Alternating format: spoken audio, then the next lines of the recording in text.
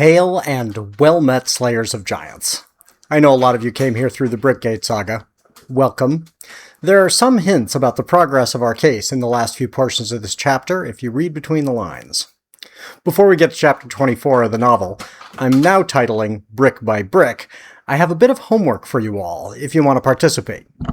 I'd like to collect some interesting quirks I can give to characters.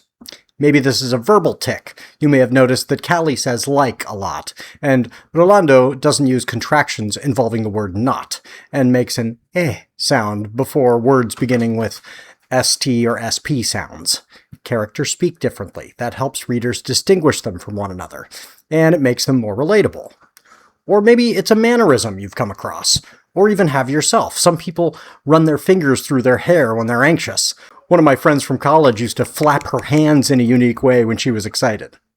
Or maybe it's a physical characteristic. Maybe you can imagine a CEO of a company who's embroiled in a PR disaster but persists in supporting a handlebar mustache that makes him look like a comic book villain.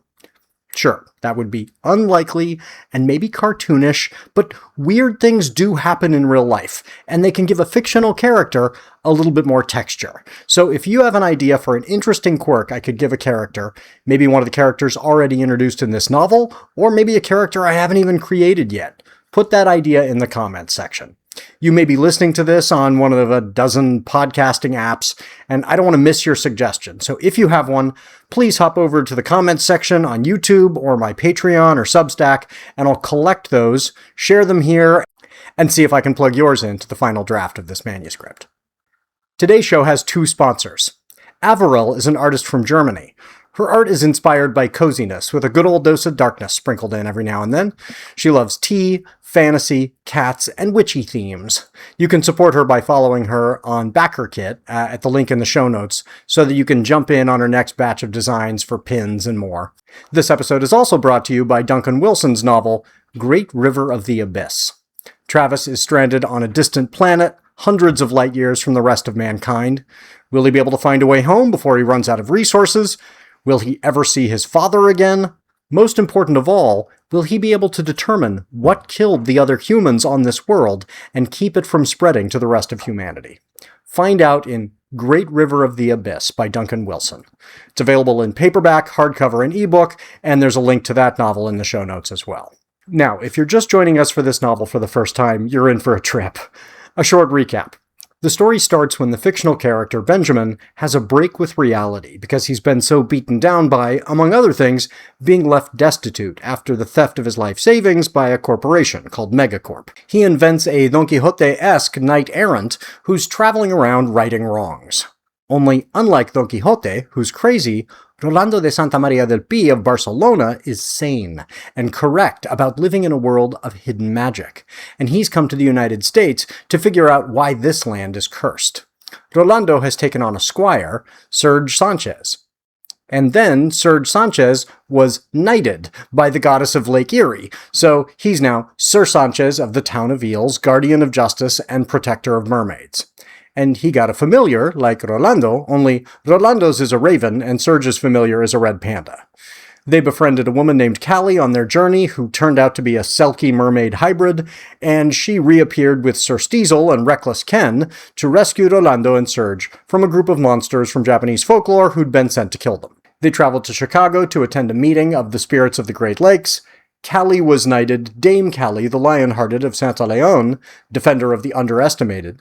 The spirits told them to come back to Portland to get armor for Serge and Callie at an office just down the street from where Benjamin, the character, lives, at the headquarters of the Under Armour Corporation. And that's where we left off. Before I begin reading Chapter 24, thank you all for the overwhelming support as we battle a corporation that made it clear they want to make our lives shit. Whether you are a commenter, a GoFundMe donor, a person who has told a friend, have you heard about this Brickgate thing? Thank you. Thank you. Thank you. Okay, back to our story. And, as I remind everyone each week, this is just a draft. It can still be changed before it gets compiled into the novel you'll be able to hold in your hands. In fact, I'm considering changing the title. Tilting at Windmills seemed to make the most sense as I started, but now that the Bricks and Minifigs drama is taking over more and more of my life, and the confrontation with Megacorp is coincidentally taking over more and more of Benjamin the fictional character's life, I'm beginning to think a more fitting title for the book might be Brick by Brick. Let me know what you think. And if you notice anything, a typo in the text on my Patreon or Substack, a continuity error, a huge structural change you'd recommend, I appreciate any and all feedback. So put that in the comments wherever you're finding this, and I'll wrangle those notes into the document that I use as I edit the final version. Now, here's Chapter 24 of Brick by Brick.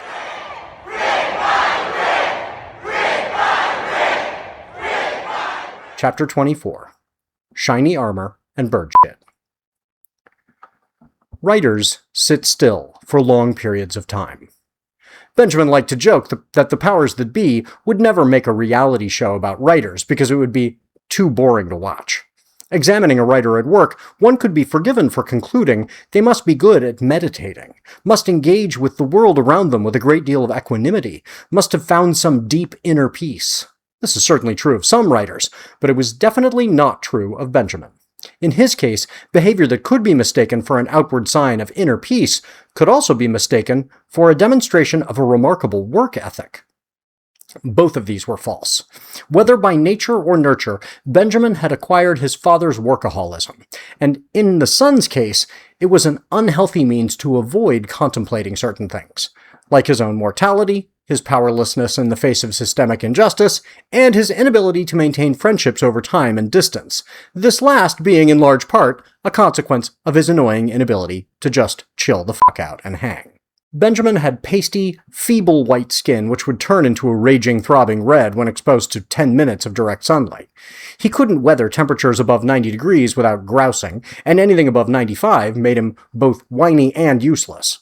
So his seasonal unemployment as a not-a-substitute teacher during the summers, combined with his compulsion to work non-stop, made him a hermit for the months between graduation and Labor Day. He didn't hate summer, he just hid from it, almost as tethered to his computer as his oscillating fans were tethered to the wall outlets. His semi-regular forays outside the house during the summer months were mostly devoted to seeing each year's big blockbuster movies. After returning from Chicago, Benjamin and Chris took his son to see a sci-fi movie Benjamin had been looking forward to. As they crossed the large parking lot, a total stranger shouted, "Brick by brick, fuck Megacorp!"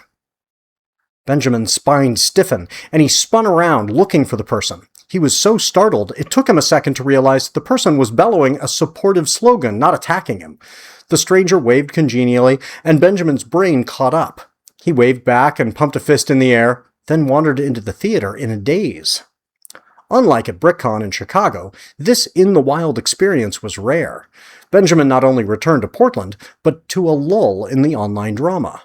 After all the stress of the initial explosion of the story, this felt depressing and even a bit ominous. He wondered if the general public would forget the odd story during this dearth of new details, and he and Chris would be back to fighting alone. One day, while running errands, he passed a car wash place. One of those highly automated robots in a concrete shell, where a human employee takes the human driver's credit card, inserts it into one machine, then guides the customer's machine into the other machine, and a different human employee on the other end directs the human driver back onto the road. Benjamin hadn't washed his car since he'd purchased it in Cleveland, and he'd driven cross-country, then back and forth to his sub-jobs all around Portland, so the car wore a heavy layer of Midwest salt, interstate grime, and Pacific Northwest silt. But it emerged on the other side of the tunnel of robotic arms, shinier than the day he'd bought it. He parked it in the space he'd purchased behind his apartment building for $75 a month. He couldn't afford the spaces inside the building's parking garage, which cost more. The next day, he came out to find a splotch of bird shit as long and wide as his hand on the driver's door next to the mirror. A normal person might have been irritated by the timing. A more clever person would have logged it as an example of Murphy's Law. But Benjamin couldn't help but see it as a symbol, not of some earth-shattering disappointment, but of a tiny reminder from the universe that everything reverts inexorably to a kind of beautiful homeostasis between the desires of the observer and the realities of a natural order of eating, digesting, and shitting. A $250,000 robot made a vehicle sparkle. A bird either didn't care or saw it as an appealing target. Some researchers speculate birds may favor shiny surfaces as targets not out of spite, but because they mistake their own reflections for rivals and become frightened or aggressive, and either reaction may cause them to loosen their bowels, like a balloonist tossing ballast to prepare for rapid ascent. Would the story of the stolen store lose its luster? Of course. Already details were being revealed which confused and complicated the simple narrative. Some of this confusion was intentionally generated by Megacorp's PR efforts, tossing out chaff to distract from their own responsibility. The people who'd become the most obsessed with the story noted the way Megacorp's accounts kept changing and felt less and less inclined to trust them, but the strategy worked on those who were only exposed to it most superficially. Increasingly, journalists discovering the story presented both sides' accounts, which only included the most recent of Megacorp's claims, not researching the way those contradicted earlier statements. Those both side stories made some readers believe the whole affair was either too complicated to learn or too messy to care about. These brief and superficial stories particularly irritated Chris, who wanted to scream at every journalist or pundit too lazy to look beyond Megacorp's latest press release. Benjamin felt they probably had their moment of consensus in the court of public opinion, and were now subject to a reversion to the mean of American polarization. Professional hot-takers and those aspiring to become thought leaders voiced knee-jerk contrarian positions to separate themselves from the herd. There's no money to be made, no clout to be gained in saying, "the sky is blue and the Pope is Catholic." But YouTube videos about how extraterrestrials, or lizard people, or all too often, the Jews, had tricked the masses into believing the sky is blue when it is in fact green with purple polka dots, and the Pope is actually Grigory Rasputin, who never died and is also Elvis and Michael Jackson and Tupac. Those videos get clicks. Megacorp stealing from its own franchises to flip them seemed like a wild story at first blush. But if that excitement around the fantastic nature of the story was the draw, of course some viewers would want something even wilder. How about a story of a couple of local store owners who tricked a large company into stealing their store and life savings from them in an effort to team up with a documentarian, who they'd never met or even heard of previously, to make the company look bad for victimizing them? That would be a much hotter take. In the same way every story of police brutalizing or killing an innocent person inevitably led to a news cycle trying to justify the police misconduct with the revelation that the victim had a parking ticket or a marijuana charge a decade earlier, this kind of bird shit on the shiny car was to be expected. As Benjamin stood by his vandalized commuter-mobile, smirking at the way of the universe, a red Toyota drove behind him, out of his line of sight. Inside, Serge sat at the wheel, and 3 other knights-errant filled the other seats, but their arrangement spoke to a change in their dynamics. Rolando had initially hired his Uber driver to be his squire as well as his chauffeur, so he presumed the front passenger seat to be his place in Serge's car going forward. But after they returned from Chicago, when they took the bus to the long-term parking, which they turned out not to have needed on their single-day trip to the meeting of the ladies and lords of the lakes on the shore of Lake Michigan, Callie had approached the front door, and the two had stood there awkwardly, looking at one another. Then to Serge, then Sir Steezel. No one wanted to say anything had changed, but their silence came from different places. Callie couldn't say she wanted to sit next to Serge because she was interested in him. Serge couldn't say he wanted Callie in the front because he'd fallen head over heels for her, and he also couldn't say he was afraid to have her in the front seat because she'd be close enough to discover him to be unworthy of her attention. Rolando couldn't say he worried a relationship between his former squire and their new friend would end up distracting both from the quest. And Sir Steezel couldn't say he found the awkwardness hilarious, and wanted to watch these knights fumble and trip all over themselves as they navigated the new family dynamics to which he felt a comfortable remove. Poe, the raven familiar of Lord Rolando, had already decided it would continue to stand on the center console regardless. Coman, Sir Sanchez' red panda familiar, liked to be squinched between people for comfort, so it would sit in the space between whoever sat in the back, though it would have preferred it if both Serge and Callie had taken those back seats. And Reckless Ken, Sir Steezel's billy goat familiar, liked to stand on the top of the car as it drove through the city, occasionally practicing backflips on the moving vehicle just for fun. Rolando relinquished the front seat to Callie with a slight bow and a mumbled, "My lady?" attempting to shield everyone from discomfort with some old-fashioned sexism, which, fittingly, served to make the men more comfortable while putting Callie in the position of having to decide between the outcome she wanted and the mechanism she did not want to use to get it. Thus, 3/4 mollified, the group went back to the condo, and the next morning they approached the car and went straight for the seating arrangement, which now seemed to have been set in stone by some kind of unspoken parliamentary procedure. As directed by Lady Ariel Honan, Serge took the group down the street where they lived, then through a series of tight turns south of the city center to avoid all the lights and lanes funneling traffic onto the freeway.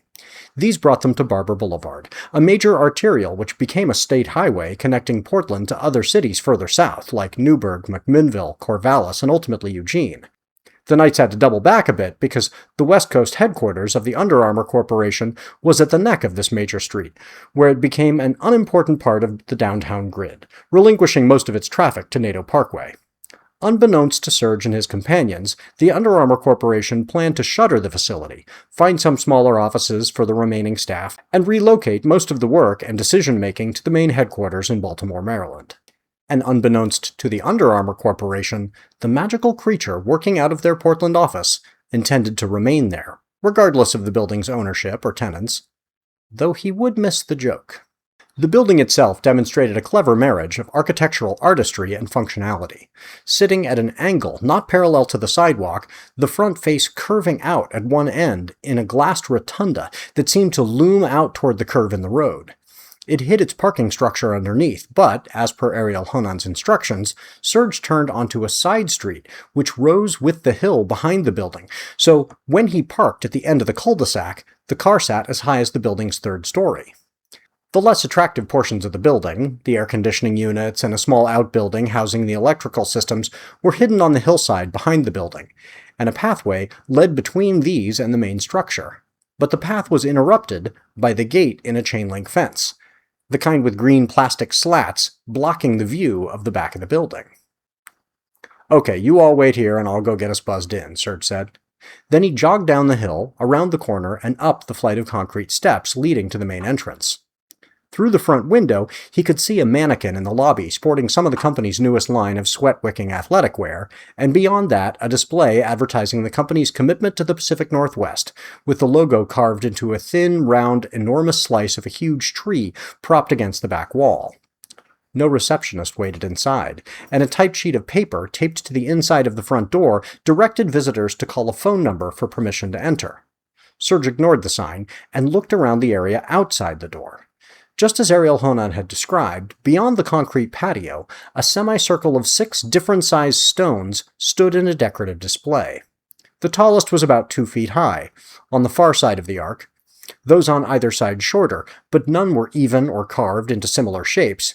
They just looked like rough, oblong pieces of granite, which had been artfully propped up by being wedged into the dirt. Serge stepped into the semicircle and placed his left hand on the third stone. He wasn't sure how long he had to press it, so he counted to 5, then left a beat before placing his right on the 4th and tallest. Again he counted to 5, then moved his right to the 6th and smallest. Then he stood up straight and waited. Nothing. "Hello? Can we come in and speak with Plank?" He felt foolish, unsure where to direct his voice. Was he meant to talk to the stones or to the building's front door behind him? He waited again. Then he pulled his phone out of his pocket and texted Callie. "Anything happen?" he wrote. She replied with a lack of punctuation and capitalization, which had become proper for that medium. "It opened." Knowing the crew waited for his return, Serge sped down the stairs and around the building, then slowed as he ascended the steep hill.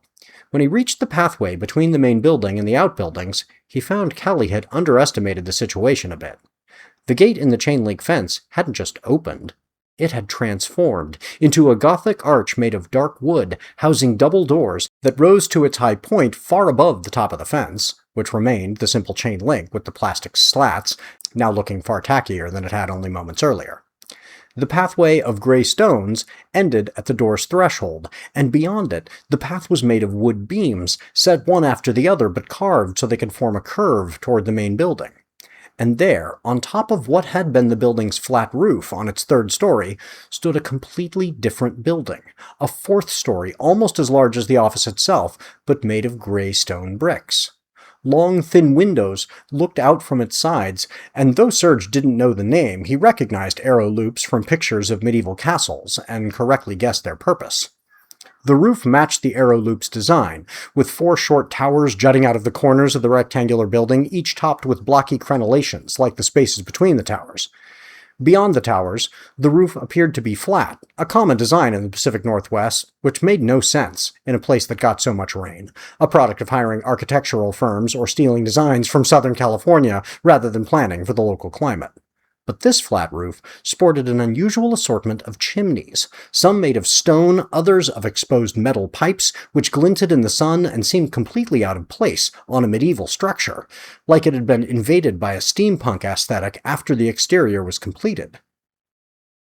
"There's an invisible castle on top of the Under Armour building," Serge muttered, mostly to himself. "I would not call it a castle," Rolando said. "More of a small keep." "With some kind of factory inside," Sir Stiesel said, squinting up at the chimneys. "Well, the gate is open," Callie said, "and so's the front door. Let's go check it out."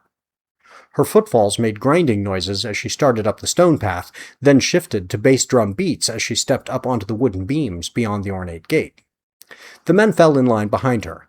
Callie walked into the front door and stopped abruptly, and the men all bunched in behind her like surprised drivers in traffic looking to see what accident had made her tap her brakes. They were not disappointed. The space inside the doorway was much darker than the Under Armour building's bright rooftop, the only sunlight coming in through the slits in the arrow loop windows. But when their eyes adjusted, they saw other sources of light as well, the orange glow of fires inside machinery, and the bright yellow light of molten metal running through troughs from one machine to the other. More astounding, these machines were enormous, rising 3 stories to the chimney that exited through the building's 1-story roof, and filling the 100 square feet of the factory floor of the building that was 30 by 50 feet outside. "So there's a castle on the roof of the Under Armour headquarters, and inside is a factory, and it's a TARDIS." "Not a factory," Rolando said, stepping past Callie and turning to take in all the machinery. "A forge." Then he stopped and looked at Sir Stiesel. "Is a forge technically a kind of factory?" "A building housing machines which produces goods, I suppose it is." Sir Stiesel wondered also, looking at the machines with similar awe. "But this place doesn't make widgets or semiconductors. This is an artist's workshop." "Exactly right," a voice said. And then a hulking figure walked around one of the machines and stepped into one of the rays of light. "I'm the artist. Call me Plank." The tops of Plank's pointy green ears rose above his head to 7 feet in height, but that was deceptive because his head hung low in front of his body, like he'd spent too much time examining something on the ground and couldn't straighten his spine. If his shoulder's width were a clue, with a straight spine, he would have been easily 9 feet tall. His lower jaw stuck out beyond his upper lip, even further than the tip of his small nose, and his black eyes were set deep under a pronounced hairless brow. 2 large tusk-like teeth rose up out of his mouth, almost to the height of his eyes. His skin was olive green, and he wore a dark brown double-breasted shirt and matching pants made of boiled leather, under an apron made of some woolen fabric that may once have been white but was covered with dark gray smudge marks that matched those on the fingers of his heavy gloves. He pulled the right glove off by pinching each fingertip and yanking as he walked toward the knights, then extended his bare green hand to Sir Stiesel, who'd walked furthest into the huge space. Sir Stiesel put out his hand, and it disappeared into Plank's, like a toddler being formally greeted by an adult. "It's an honor to meet you, Plank," he said, trying to maintain as much dignity as he could. "Lady Ariel Honan sent us," Serge said, "but she didn't mention some details. Are you an—" Rolando tried to shake his head tightly enough to silence Serge without being noticed, and he failed. "Ogre?" Serge finished. Plank rolled his eyes. "F***ing Shrek. No, but I get that all the time." He looked at Rolando. "I'm not offended. He's new, right?" Rolando nodded. "Yes, he only discovered the world of magic a short time ago. They are all rather young. Please tell them how you identify yourself, as I would probably pronounce it incorrectly." Plank looked at the other knights. "I am what the Old Norse called an Orkneas, what modern humans call an orc. Most humans don't know the etymology, but it's rooted in a slur. Orkneas means corpse from the undead, not very flattering, and not accurate. Not corpses, and not from the underworld. Me, I was born in Minnesota. My parents emigrated there from Norway. Funny, eh? They were hunted by the Norse, and they ended up moving to the same place as a bunch of Scandinavian humans. Anyway, we call ourselves the Gröntoth, or Green People. And my real name is not Plank. It's Smarspare, because I was born prematurely, and my father said I was like the small beams in a roof, little but tough. In English, a plank. It sounds better than little beam. Callie smiled up at him. If you don't mind my asking, are most Gröntoth bigger than you are? Plank threw back his head and laughed at the ceiling that was, magically, much further above them than it should have been. No, I outgrew my name a long time ago. But the Gröntoth word for a big central beam is as, so I am glad my father did not name me Giant Beam, or I'd be Jotun Ass. Plank is better. Callie shrugged. Big butts are very fashionable these days. This got another hearty laugh from the Gröntoth. Come, Plank said, waving them in. Let's get you two fitted and properly armored up. When the huge Gröntoth turned to lead them into his workshop, he revealed that not only was his leather shirt largely backless, with only 2 leather straps connecting at large silver rings along his spine, but his leather pants were assless. Whoa, Serge said. Did not expect that. Plank looked back over his shoulder. Why do you think I left Minnesota and moved to Portland? This is the San Francisco for gay Gröntoth. A city of big, hairless bear green people. You think Portland Pride is fun for queer humans? You should see us Gröntoth get down. He shimmied and shook his glutes a bit as he walked. Jotunass might not be such a bad name after all, Plank, Callie said. You got some great jelly in that walk, my friend. He snapped in the air without turning around. Don't I know it, sister? He led them on a serpentine path through the machines to a work table along the far wall, which doubled as a desk. Huge, ominous tools were neatly organized on hooks on the wall, but Plank picked up a pad of paper and an oblong carpenter's pencil, both ridiculously small in his huge hands. Now, tell me what kind of designs you've been thinking about. Serge and Callie looked at one another, unsure who should go first. Well, Callie said, I'm not quite sure what I want, but I know what I don't want. Like, I see these women in armor, and it's all crop tops and their boobs and ass falling out, and not at all practical for battle. And I get the benefit of flexibility, and the desire to be sexy, and the value of being underestimated. Especially that last part, like, that's my whole brand, you know? Callie the Lion-Hearted of Santa Leon, defender of the underestimated. So, like, could you make me something that would fit the whole underestimated vibe, but then not look like I mistook a battlefield for a sex party? Plank nodded thoughtfully. Okay, I think I have an idea about that. Any other details I should know about in terms of aesthetics? Well, I'm a mermaid-selkie hybrid, so ocean-y? Nautical? But not boats. Sea life. Gotcha. Oh, I have a great idea. Okay. He rubbed his giant hands together, the heavy gloves producing a loud shushing. Then he turned to Serge. And how about you? Serge looked over his shoulder at Rolando. No offense to my mentor, but I was thinking of something a little more traditional. Shiny metal. I feel like the Guardian of Justice should be a knight in shining armor kind of guy. Only, I was thinking a nod to my heritage would be a mixture of Spanish conquistador armor and Aztec designs. I mean, the conquistadors were bastards. He looked at Orlando again. No offense, but they're part of me. No offense taken, Sir Sanchez, Rolando said. They are a part of me as well. I think we all carry an ancestry of shame as well as greatness inside of us, and only some are brave enough to acknowledge this fact. Callie nodded deeply. Guess what it feels like to know you carry the blood of enslaved people and the slavers, because just about every black person in America has both. Yeah, so I was thinking like a conquistador and Aztec thing to kind of balance that out. He looked at Sir Steezel. What do you think? Impractical?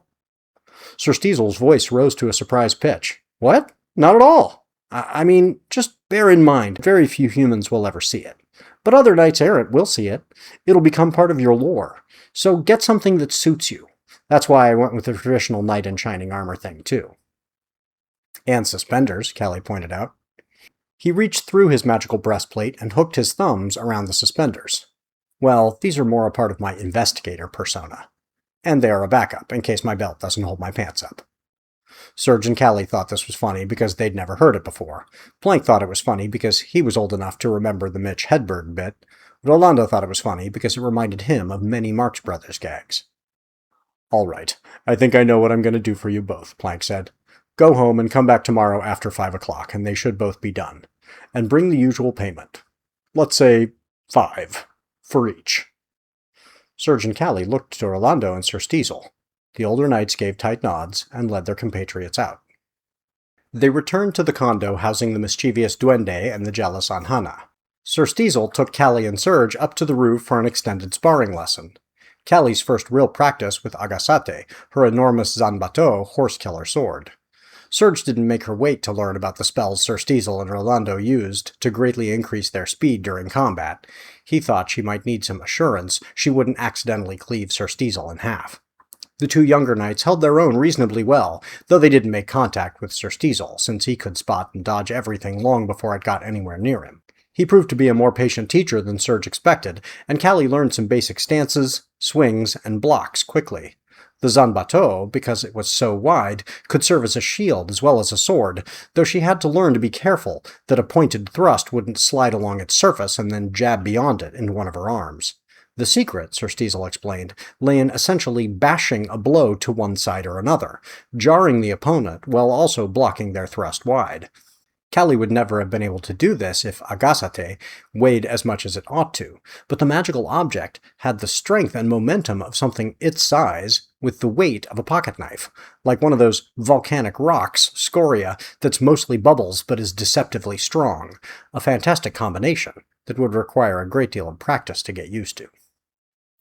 While the three of them practiced, Rolando made phone calls and wire transfers to arrange the payment for the suits of armor. Ultimately, he resorted to taking out a second mortgage on a chateau in Switzerland, one he would eventually have to sell to cover the debt. Still, he felt it was a fair price to pay for the armor, and a far greater risk for the dealer he employed than for himself. The next day, Callie began to inscribe spells into her own grimoire. With 3 knights helping, she collected them quickly, formulating her own pronunciation key to capture the sounds made by Rolando, Sir Steezel, and Serge as they told her how each spell ought to be spoken. This gave Serge a chance to compare Sir Steezel's and Rolando's pronunciations and take note of any tiny variations in his own grimoire, though he was struck by how similar both men sounded as they recited them. Whether it was a function of Rolando and Sir Steezel's Mexican mentor's Spanish accents, or simply a case of form-following function down through all the knights-errant and wizards, hemmed in by the limits of what pronunciations produced the desired effects, he'd never know. But it seemed the spells required a high degree of consistency in order to work properly. While the knights worked, Gorman and Poe had a long conversation in Poe's native Catalan, a language which came back to Gorman faster than it expected, though it hadn't spoken the language since the man, Aleix Poe, had died in 1938. Since Reckless Ken's Zone of Truth spell had compelled Gorman to reveal it wanted to rekindle a sexual relationship with its former spouse, and since Poe had revealed something that would have made the red panda blush its white rings as red as its fur if it could have managed it, both knew the other had the desire.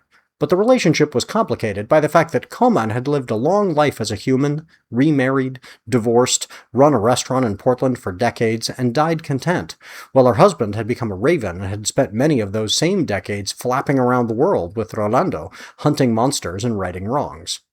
Also, red pandas and ravens are biologically incompatible. Everyone in the condo had heard the sounds of Serge and Callie the evening before. The young knights had tried to keep the volume to a minimum with mixed success, and the moaning and gasping had warned the magical creatures to steer clear of Serge's bedroom.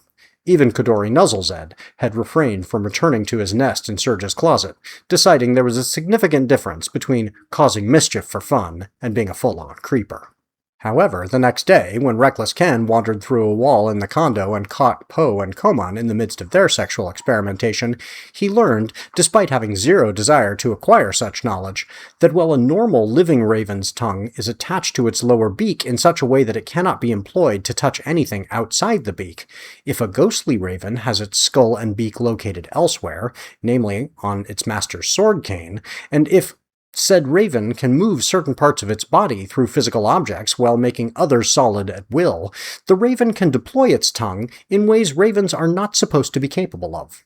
And this, it turned out, allowed it to do things to a similarly selectively solid red panda, which the red panda thoroughly enjoyed.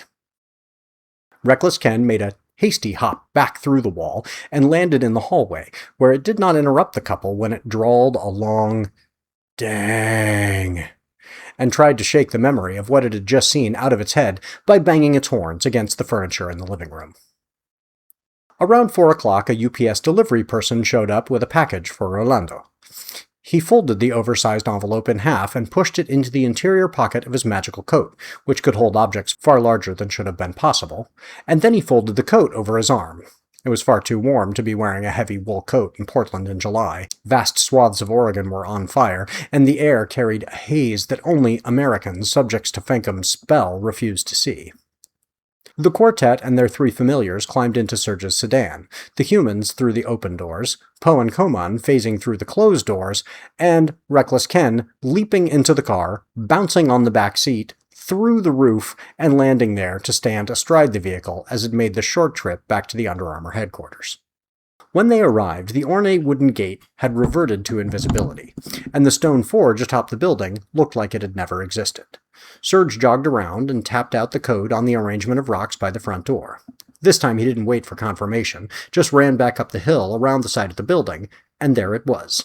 The gate's double doors open and waiting, the dark gray keep plopped on top of the ultra-modern office building. They clomped across the wooden path to the main building's roof, then knocked at the door of the forge. "Come on in," Plank shouted, through it, from somewhere deep in the much too large room inside. Sir Steezel pushed the heavy wooden door open, and they discovered the machines alive with steam, glowing metal, and moving clockwork parts, but they couldn't see the Grondtoth himself. "Back here," Plank shouted, and his words were followed by the heavy impacts of a hammer on metal, each beat assaulting their ears and making them wince. They rounded machinery between tubes and smokestacks that rose to the ceiling far above, and Plank came into view. He still wore his assless chaps and nearly backless shirt, but he protected his face with a mask that looked like a hybrid of a modern welder's and an ancient Trojan's. His hammer had a rectangular head, like a Marvel Comics version of Mjolnir, and he aimed it with care, using the flat surface to control the shape of the glowing metal on the anvil before him. With each strike, sparks leapt off the armor, but they weren't the bright yellow Serge and Callie expected. Pink and purple and green bits of incandescent light leapt off the metal, singeing Plank's heavy apron, gloves and mask, and bare upper arms, then fading to darkness and invisibility as they fell toward the workshop floor. The Grondtoth stopped his hammering, turned his exposed butt away from them, and flipped his head in such a way that the mask rocked back and rested on top of his bald pate. "Don't worry about the sparks. They won't really burn you much. They just tingle a little. But if one gets in your eye, you might see some things that aren't really there.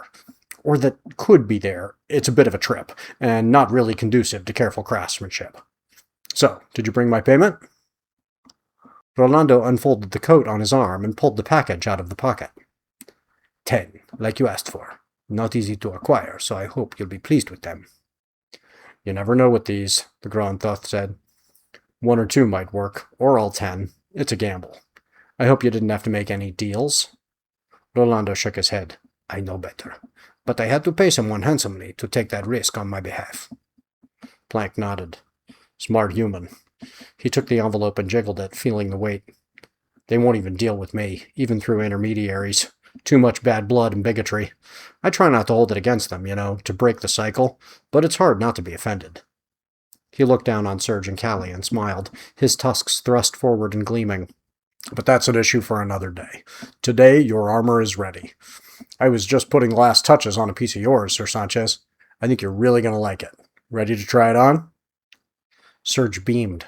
"I mean, sure. Is there like a changing room or something?" Plank laughed. "Armor isn't clothes, exactly, and this armor is magical, so it goes right over your clothes. In fact, you'll be able to change clothes with it on. You never have to take it off, which is good, because taking it on and off is a chore. Let's get this on you. Just stand right there." He pointed to a spot in front of him.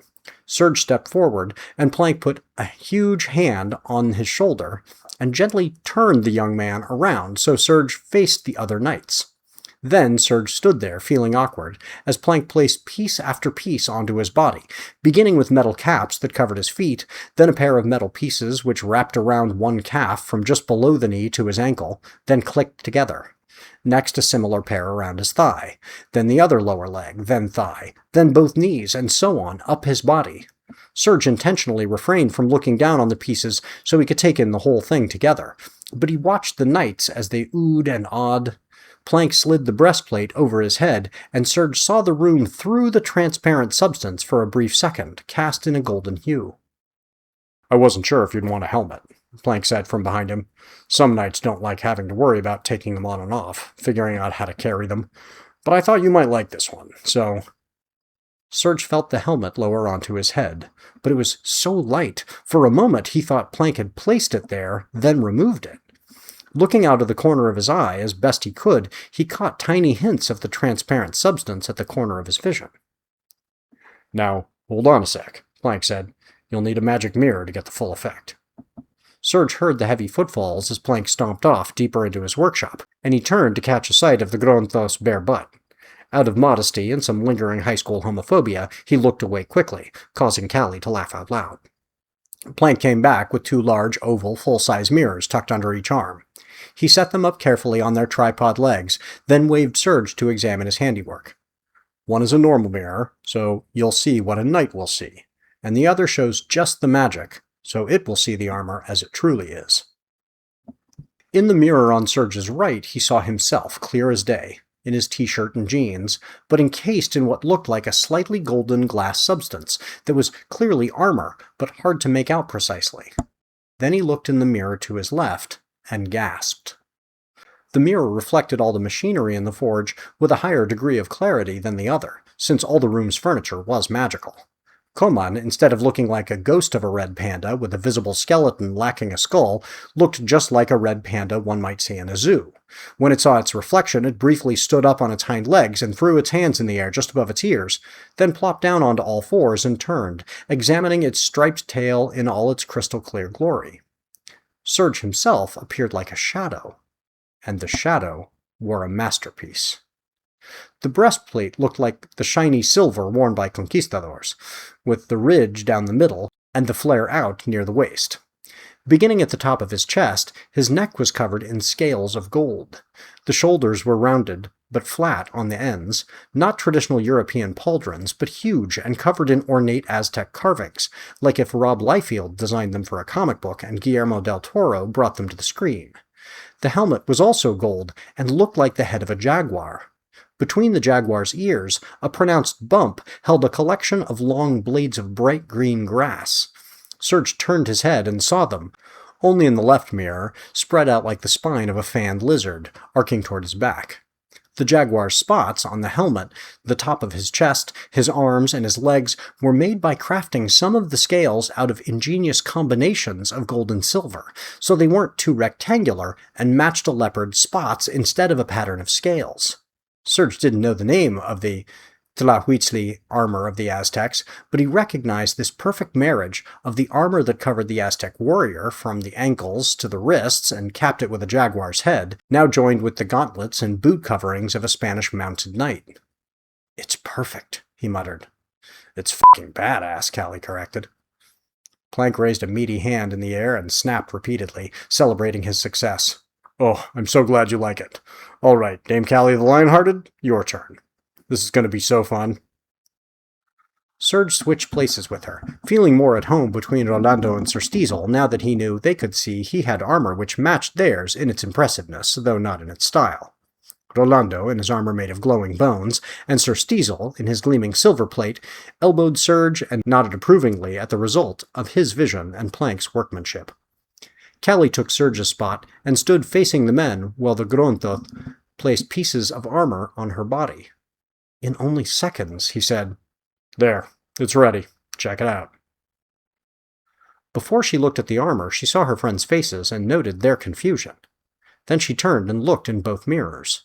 In the one on the right, something vaguely bluish hung around the middle of her chest, and a second piece around her waist. That was all. In the one on the left, a shadow mannequin wore something akin to a bikini. The upper portion had what looked like a thick belt made of segmented metal around her bust line. Some boiled leather formed the upper portion of the bikini top and rose behind her neck, and the same boiled leather formed the cups and wrapped around the middle of her back. Beneath the band around the middle, strips of the same hard leather hung like tassels, each around 4 inches long and formed into wavy shapes that looked like liquid trailing down an uneven surface, though they were hanging in midair. The lower part matched with a similar wide metal belt and slightly longer leather tassels, forming a very short skirt. Plank? Okay, hold on. First, imagine you're swimming. All those pieces of hard leather are floating around independently as you twist and move through the water. Cool, right? I mean, I see that, and I don't mean to sound ungrateful or unappreciative or anything, but... Her shoulders slumped. Blank, I said I wanted something that was not boobs and ass falling out, and this doesn't even cover my hoo-ha. I want someone to see me in battle and be intimidated, not want to fuck me. Plank, instead of getting defensive, leaned forward and squeezed his gloved fists in excitement. Yes, but you want them to underestimate you first, right? So this is what they see. At first. And then you say, combat mode. You can change the password later. But try it. Combat mode? Callie asked. The belt in the center of the top and the one hanging low on her waist both made popping noises, and the tops and bottoms of each metal segment opened as the flaps ticked up and down. From inside, a layer of metal scales dropped down with the speed of gravity, like heavy shutters allowed to fall, but also rose upwards with the same speed, each layer of scales clicking into place, the next sliding beneath it against her skin. Oh, she said aloud, as they continued to climb up her neck and hugged her thighs, turning her into pants rather than a dress, and covering her legs and arms and even her entire head except for 2 oval apertures around her eyes. Wait for it, Plank said. The shadow mannequin in the magic mirror had completely disappeared, replaced by a figure covered from head to toe in scales, each an opalescent silver, like the inside of an abalone shell. But when the last scales clicked into place beneath her feet, tickling enough to make her dance a bit, and forming the neck of a vase behind her head, pushing her large multicolored curls back into an explosive ponytail, the liquidy metallic surfaces on the scales started to move, slowly at first, and then, with a high-pitched chime, like 100 tiny bells struck in unison, each one turned into a thin spike an inch long. Her figure, the blue tassels, her eyes, and the poof of her multicolored hair remained, the only signs that she hadn't completely changed into another species. See, Plank said in triumph, like a long-spined porcupine fish. How's that for oceany, but not nautical? Any opponent who wanted to fuck you before is having serious second thoughts, eh? Holy shitballs, Plank, it's perfect, Callie said. She found that though the armor looked mostly transparent in the mirror on the right, the scales of the mask portion did alter her voice a bit, and she thought it made her sound even more intimidating. I can't wait to see how it looks with the sword. Why wait? Plank asked. Try it out. She pushed a spiked gloved hand right through the spikes of her outer thigh, and felt no contact as the parts of the armor occupied the same space. She pulled the baton-shaped hilt of Agasate out of her cargo pants pocket and saw something very strange in the left mirror. Just as her body had been a shadow, the small hilt and tiny knife blade carried an enormous black shape, wider than her pocket, appearing as she drew the sword out, like a magician pulling feet of fabric out of a tiny cup. Then, when she righted the shadow and ordered the blade to come out of its tiny house, the shadow was replaced by the massive silver Zambato blade. She held it up as Sir Steezel had taught her, sword straight in the air, the hilt near her shoulder, and modeled for herself. Then she ordered the blade back into its house. It turned back into the tiny pocket knife beneath the black cloud of shadow. How do I... she asked Plank. Like, combat mode off, or end combat mode? The scales retracted back into the belts. The words don't really matter, Plank said. It's like you're updating the password every time you enter it. It's really just your intention that makes it work. I kinda like combat mode, she said. The scales did not reappear because she didn't want them to. Then she looked in the mirror. Combat mode, she repeated, this time ordering Agasate out of the house at the same time. The sword reappeared, and then the spikes chimed back into place. I'll have to work on the timing, she said, her voice once again coming through the armor. But it will be a badass moment. She turned to Plank. I'd give you a hug, but I'd impale you on 100 spikes. Yes, you're going to have to learn to be very careful with that if you wear the armor all the time. Plank clapped his hands, a kind of sliding side clap that brushed dust off his gloves. Well, if you're pleased with your armor, it seems our business is complete. If you come across any other knights who are in the market, you have my door code and address, so send them my way. And of course, if your armor is ever damaged or a piece is lost, it has a lifetime guarantee. That's one of the things that sets me apart. Lots of smiths don't offer that, but I can afford to because of the quality of my work. So keep that in mind when anybody asks where you got the armor.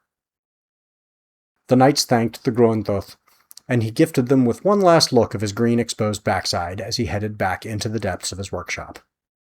Serge leaned toward Rolando as they made their way out. What did you pay him for these? Jewels, Rolando said. Magical jewels of the Alfar, known as the Elves, the Aeshi, the other folk. They live in their own dimension, parallel to our own, but they often travel into ours. They are mysterious and dangerous because their motivations are inscrutable. They sometimes seem benevolent, and maybe they are, but they have their own internal politics and are notorious liars. This makes them very perilous to treat with. Yet their magical objects, especially their jewels and weapons, are renowned for their power. I purchased the jewels through an intermediary who deals with the elves. This is very dangerous for him. Their contracts, whether written or spoken, are filled with tricks which can cost the human their life or worse. It is well known that one should never deal with elves. And yet, because of this, it creates a market for a person willing to take on that great risk to make large sums of money. Plank cannot get elven jewels himself, so he sells his magic armor to acquire them, then uses the magic in his creations. I suspect that transformation of Callie's armor comes from some elven magic. Why can't he get them directly? Serge asked. The elves have been enemies of the green people since time immemorial. Who knows why? Both claim they were dragged into conflicts with one another out of loyalties and obligations to other powers. The Aesir, the Vanir, the Giants, the Frost Giants, who are not the same group as the Giants, just also big. But the green people and the elves claim they were betrayed. And maybe both are correct about that. Deception is part of warfare. And both claim they won the conflict and deserve praise and fear for their success, and claim they lost and deserve pity for their mistreatment at the hands of their enemies. Serge shrugged. Can't be both. Perhaps not in individual combat, but in a larger war, especially in a series of conflicts over a great deal of time, it is often both. One side feels betrayed and mistreated, and they get revenge by slaughtering their enemies. A generation later, the victims remember the slaughter and feel justified in returning it in kind. I would think you Americans would be particularly sensitive to being pulled into conflicts against enemies you don't fully understand, by allies who may not have your best interests in mind, and getting mired in wars that have repercussions for generations to come. You have done this so many times, yet you do not seem to learn. Oh, I think we learn, Serge said. We just learned the wrong lessons. A war's good business if you make more bombs than cars, more swords than plows, and a multi-generational war is a repeat customer. If anything, I don't know how we've tricked the rest of the world into thinking we arrived to rescue anyone. My guess is that we believe our own hype, and that makes us more convincing when we show up and say our bombs will help bring peace. Rolando raised his eyebrow. Sir Sanchez, you sound like you are seeing through the curse a bit, no? Serge shook his head. Maybe. Or maybe I'm just aware of it. Because even if I can see the ways our wars are pointless, that we're manipulated into them by immoral actors abroad and amoral war profiteers at home, I still think it's inevitable that the American people are too easy to dupe into thinking problems will be solved with guns and bombs. And because I know about the curse, I can imagine that's what's causing my indifference. But I can't break free of it and believe we'll ever do any better. Rolando put his hand on Serge's shoulder. For a moment it rested on top of the giant rounded pauldrons, then slowly phased through as Serge became aware of the gesture and unconsciously gave his armor permission to let his mentor's hand come to rest on his shoulder beneath. "If it is any consolation," Rolando joked, "the rest of the world is not as fooled by you as you think. We like your movies and your soda and your music, but do not worry, we do not really trust you." The old man grinned so hard his wink was almost accidental. Serge smiled back. "That's good, I guess?" "Seriously, though," Rolando said, raising his voice to include Callie and Sir Stiesel more formally. "There is a lesson in this, one which I have taught Sir Sanchez many times, and which I'm sure you have learned, Sir Stiesel, and which you, Callie, have learned in other ways, which is always worth repeating. Keep your sword in its sheath as long as you can. This is both literal and a metaphor. What is that called when it is both?" "A simile?" Serge said. "No, that's a kind of metaphor that uses like or as," Callie said. "A motif?" Sir Stiesel asked, then answered his own question. "No, that's the repeated use of the same symbol to create a theme." Callie said, "I think a metaphor is often both literal and metaphorical." They'd made it beyond the gate, and Rolando stopped on the sidewalk in the hot sun, basking in weather that felt familiar to someone from Barcelona, not too uncomfortable for Sir Stiesel from Texas, a bit too dry for a Selkie mermaid from humid Indiana, and oppressively hot and sunny for Serge, a Portland native. Serge considered asking if he could at least start the car while they talked so the AC could get comfortable before the 12-minute drive home, but he controlled himself. "Yes, this is true, Dame Callie," Rolando said. "So this is one of those metaphors. If you came upon an elf and a green people, and they were in an argument or in a fight, you may see the much smaller, beautiful, seductive elf and think you must come to their assistance. And if you attack the green people, he or she will certainly fight back, and you will think you have done the correct thing, and battled a monster, yes? But now that you have met Plank, and you know a bit more about the elves, I hope you will see that it would be better to speak with them, learn the circumstances, negotiate. It is impossible to predict the benefits of a negotiation in advance, but it is also impossible to predict the harm of a failure to negotiate. Better to know as much as you can." Blocks away, Benjamin couldn't hear this advice, but he felt it in his bones. The night Megacorp had stolen the store he owned with Chris, the company's appointed liaison had promised the couple a complete inventory. They'd still never provided one, now more than a year later. According to the contract written by Megacorp itself, if there were any disputes about the inventory, the one they never provided, or the theft they called the hostile takeover, those would have been resolved in mediation, then binding arbitration. Though Chris and Benjamin's lawyer had assured them they had solid grounds to fight that clause because the corporation had violated so many other parts of the contract, they decided to extend the olive branch and offer Megacorp a chance in mediation before moving on to a standard lawsuit and jury trial. Keeping their swords sheathed, they attempted to employ dialogue before a more vicious fight. But Megacorp, consistent with their initial threats, dragged this out, refusing to schedule the mediation. They'd already blown past multiple proposed dates, offering to take over the scheduling, and then failing to respond as the calendar ticked by. This left Benjamin waiting and contemplating bird shit. The story should have lost some momentum during this period, but the army of YouTube and Reddit amateur sleuths were now so invested they kept finding new information, so Benjamin spent a chunk of every day just keeping up on the latest revelations. One of the YouTube accounts which kept him informed was ChopperBase Channel. The host, a high school teacher who went by Coach, and his co-host Nick, had become very responsible and effective reporters seemingly overnight, transitioning their show into deeply sourced investigative journalism. They began to untangle a web of LLCs owned by Megacorp, its higher-ups, and their family members, possibly created to hide money and avoid accountability. As Benjamin watched the latest video from ChopperBase Channel, the four knights in their magical armor drove right by his apartment in Serge's Toyota. Benjamin didn't notice. He was entranced by the new dirt Coach and Nick had dug up. "By our count," Nick said, "they have 93 different LLCs in 4 states. He had a deep voice and smooth southern accent, though Benjamin couldn't place it any more specifically than that.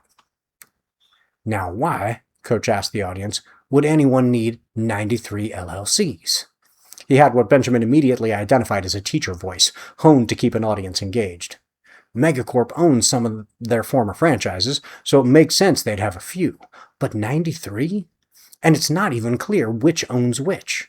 But we did find something interesting. It seems there's a mysterious part owner we did not know about. He may be the father-in-law of the CEO, or maybe his uncle. Or maybe both, Nick joked. In our reporting, we have not been able to rule out that possibility. That's true, Coach said in mock-serious tone. Then he shifted to a genuine concern. But here's the thing, Nick. They just put out this 7th PR statement about the scandal on their website. And after their usual language about how they refuse to engage in the story or participate in the whole affair being tried in the court of public opinion, in their 7th online statement, mind you, they go on to talk at some length about the importance of transparency and taking responsibility. We have reached out repeatedly with questions about their org chart and this mysterious partner, and they have refused to answer, and according to our verified sources within the company who can only speak on the condition of anonymity, they have been exchanging private communications forbidding anyone to talk with our show in particular. Does that sound like transparency and responsibility to you, Nick? No, Coach, it does not. But we have been digging on our own. We gave them a chance to respond, to be fair, and as of this recording, they have chosen not to respond. Well, folks, we have some potentially explosive news to share today which Megacorp has chosen not to comment on, but which we were able to verify through publicly available legal documents. It seems that this mysterious partner may have a majority stake in Megacorp. In fact, it seems likely, based on these public filings, that Megacorp is not independently owned, but is the property of another LLC, which is, in turn, owned by another. As you all know, Megacorp is headquartered in Utah, but this possible parent company is registered in the state of Idaho, and it's a single-member LLC owned by this man. Between the two hosts, a picture slid up the screen, showing a grainy image of a man with a handlebar mustache and a monocle. This is a dated photograph, but it's the only one we were able to find, Nick apologized. It's a driver's license photo from the late 70s, so we don't even know if this man is still alive. He must be quite old by now. But he is still listed in Megacorp's public disclosure document as recently as last year, so either he's alive or they have broken some reporting laws. That's right, Coach. His name is Wilford Fenkum, and he lives somewhere in the state of South Dakota. Benjamin made a note of this in his email to his attorney. She'd wisely left some space for unnamed John Does in their initial lawsuit, and she'd want to research this guy and add him to the amended complaint, along with the 93 LLCs Megacorp used to shift money and blame around. Benjamin didn't know it. Rolando didn't know it. But the legal battle with Megacorp and the hunt for the evil wizard Fenkum was the same quest. What had started with the theft of a toy store and a failed move to Spain for Benjamin, and a mission to discover the source of the curse bewitching the United States for Lord Rolando, was now merging into a singular endeavor, a war being fought on two different fronts. The dispute over small plastic construction toys had turned into something much larger, and now it had built up, layer upon layer, brick by brick, into a referendum on the existence of justice in America.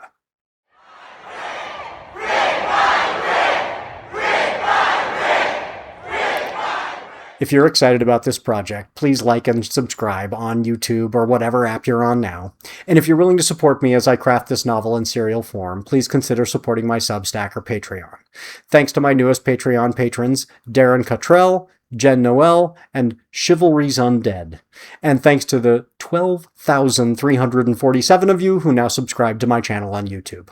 I'd like to give shout-outs to fellow creators, so if you're a Patreon patron or Substack member or YouTube subscriber and you have a book or some other project for me to plug, please email NotAPipePublishing at NotAPipePublishing@gmail.com, and I'll mention it here on the show. Again, thank you to our sponsors, the artist Averil. You can follow her on BackerKit and get the next batch of her pins and more using the link that's in the show notes. And thank you to the author Duncan Wilson, author of Great River of the Abyss. You can get your copy of that in paperback, hardcover, or ebook now. So there's a link for that in the show notes as well. See you back here for Chapter 25 of Brick by Brick. Teaser, our crew heads to the Upper Peninsula of Michigan to find Harriet Galbraith, the witch with the power to discover the whereabouts of Fenkam's secret lair.